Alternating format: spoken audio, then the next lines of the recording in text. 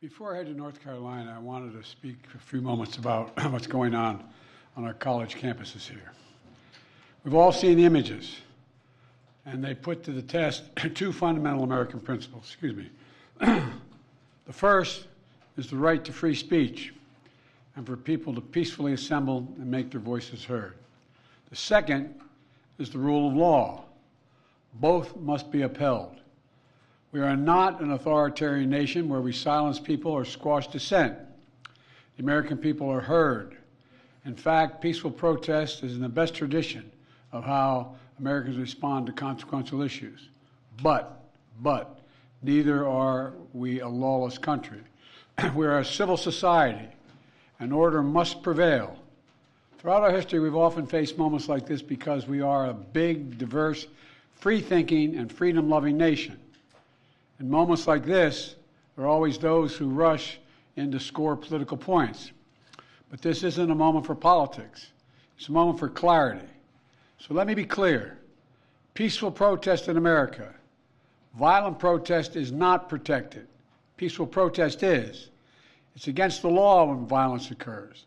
Destroying property is not a peaceful protest. It's against the law.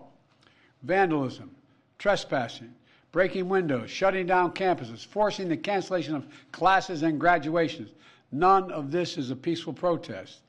Threatening people, intimidating people, instilling fear in people is not a peaceful protest. It's against the law. Dissent is essential to democracy, but dissent must never lead to disorder or to denying the rights of others so students can finish the semester and their college education. Look, it's basically a matter of fairness. It's a matter of what's right. There's the right to protest, but not the right to cause chaos. People have the right to get an education, the right to get a degree, the right to walk across the campus safely without fear of being attacked. But let's be clear about this as well. There should be no place on any campus, no place in America for anti-Semitism or threats of violence against Jewish students. There is no place for hate speech or violence of any kind, whether it's anti-Semitism, Islamophobia, or discrimination against Arab Americans or Palestinian Americans. It's simply wrong. There's no place for racism in America. It's all wrong. It's un-American. I understand people have strong feelings and deep convictions.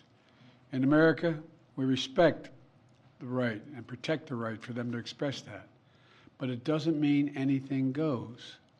It needs to be done without violence, without destruction, without hate, and within the law.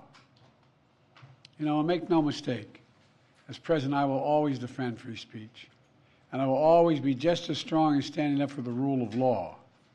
That's my responsibility to you, the American people, and my obligation to the Constitution. Thank you very much. Mr. President, have the protests forced you to reconsider any of the policies with regard to the region? No. Thank you. Mr. President, do you think the National Guard should intervene? No. Mr. President, do you agree with what the students are calling for? Mr. President,